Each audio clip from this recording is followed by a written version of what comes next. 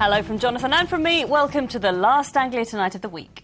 Well, also tonight we've got special coverage on our troops who are far from home this Christmas. But first, it's been a day coping with the worst of winter. Power cuts, snowdrifts and blocked roads. But for others, it's also been the best of days and an early start to the Christmas holidays. Last night's blizzards left thousands waking up this morning without power. On the roads, despite the overnight gritting, it would stand still on several major routes. Most others were reduced to a crawl, and train services were also disrupted. More than 1,000 schools closed on what should have been the last day of the autumn term. And at our airports, dozens of flights have been cancelled, and passengers at both Stansted and Luton are still facing lengthy delays. Reports from across our region are coming up. But first, let's join our correspondent Matthew Hudson, who is at Histon in Cambridgeshire.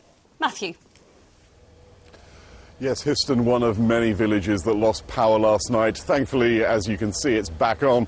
But at 4:30 this afternoon, around 10,000 homes and businesses in our region were still without electricity. Around 1,200 of them face another night with no heat or light, as once again our region struggles to cope with the big freeze.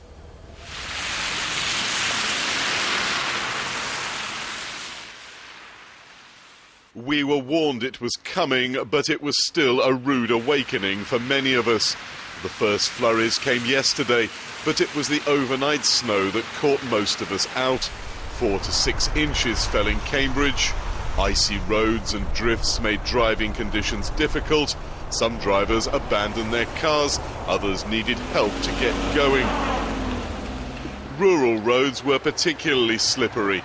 This car, one of many left abandoned by the side of the road. Neighbours were quick to try to help those stuck in drifts, although not every rescue attempt was a success. Oh, he's going. The radar sequence shows how several bands of snow swept across the region from dusk last night until well into this afternoon.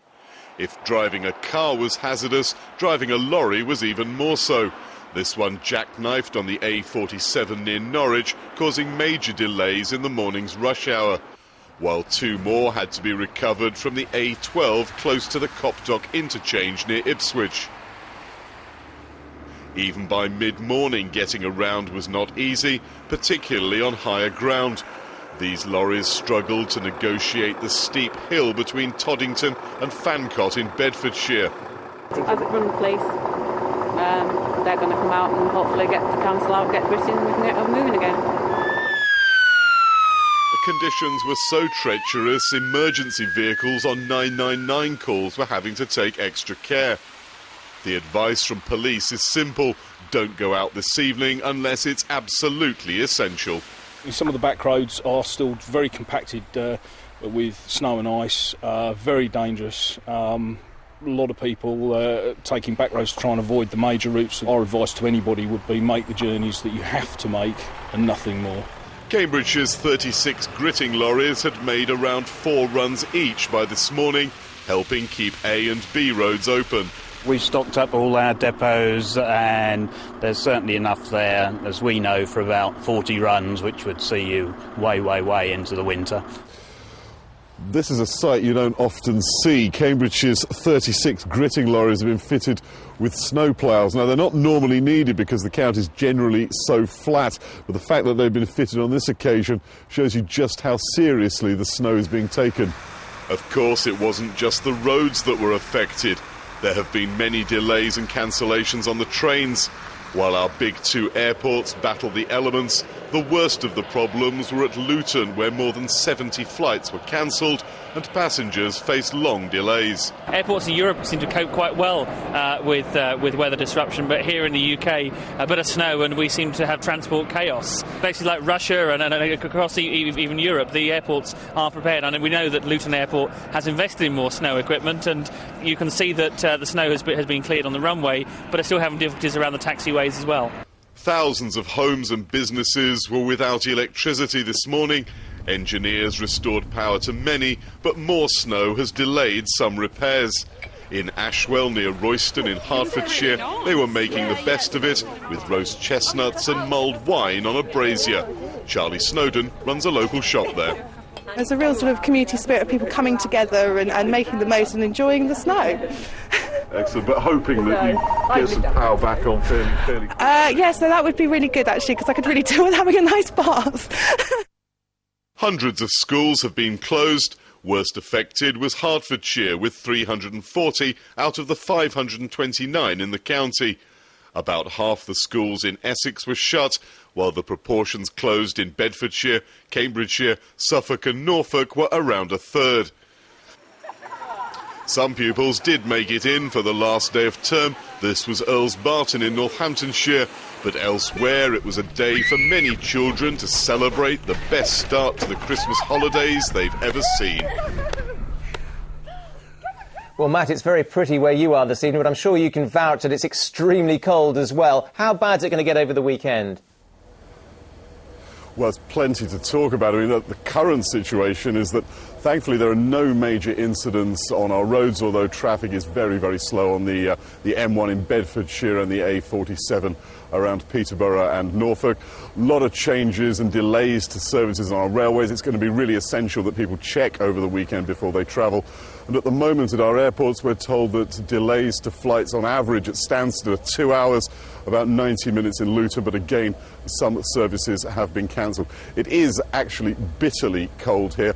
Coldest places in our region today were Wattisham in Suffolk and Wittering near Peterborough in Cambridgeshire. A lot of places never saw the temperature rise above zero. That's going to be the case overnight. Stay indoors if you can. Thanks, Matt. Go and get warm now.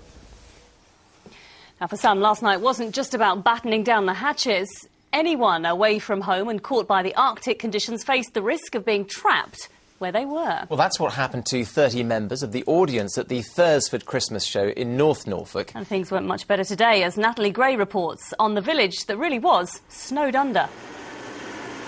Thursford is a tiny village between Holt and Fakenham in North Norfolk, and for much of today you couldn't get in or out of it. Some tried, but didn't get very far.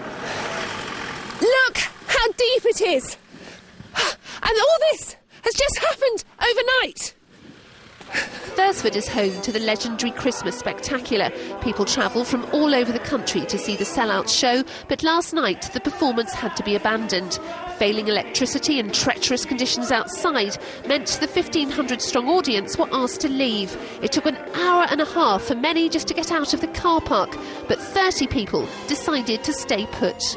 We put them in the barn where the heater was, gave them tea and coffee. They slept on the cinema seats, not very comfortable, but at least they were in the dry and safe. By morning, the village was completely cut off and the surrounding roads were lethal. Yes, it looks like a winter wonderland, but if you're out in it, it's treacherous. I can count 14 abandoned cars from where I'm standing. Mark Trett abandoned his taxi here at 4 this morning and was having to dig it out. We aren't geared up for, are we? I mean, once in a blue moon, you just got to expect, don't you? Just get on with it, to make the most of it, really. Are you losing business today because your car's stuck in the snow? Well, yeah, of course I am, but that's life, isn't it? Keep smiling. Even the postman gave up. I think I'm going to head back to the office now because I can't get too much further done, so that'll have to be done tomorrow or Monday. Workers at the Thursford collection found they were stranded on the edge of the village. Well, I've travelled 14 miles and it wasn't too bad, but getting the last half a mile is impossible. We're stuck, aren't we? We are, yes. What are you going to do? I think I might turn around and go back home. Thursford might be cut off, it might be without electricity, but they're making their own fun here. Well, glad to see that Natalie and Mate has come back inside. So, Natalie, how's Thursford looking this evening, then? Well, the roads are still icy and dicey, but they've got electricity at last. Now, this isn't one I made earlier. In fact, I'm inside. And if you look over there, you can see the 1,500 empty seats, which should be full of people now. In fact, that's where some people slept last night. It's the first time in 33 years that Snow's called off the show here. But if you've got tickets for tomorrow night, you should be all right. They've gritted the roads, they've gritted the car park, they've gritted the pathway. But for now, I've got the stage all to myself. Well, almost. Back to you two. Thanks, Natalie. Right.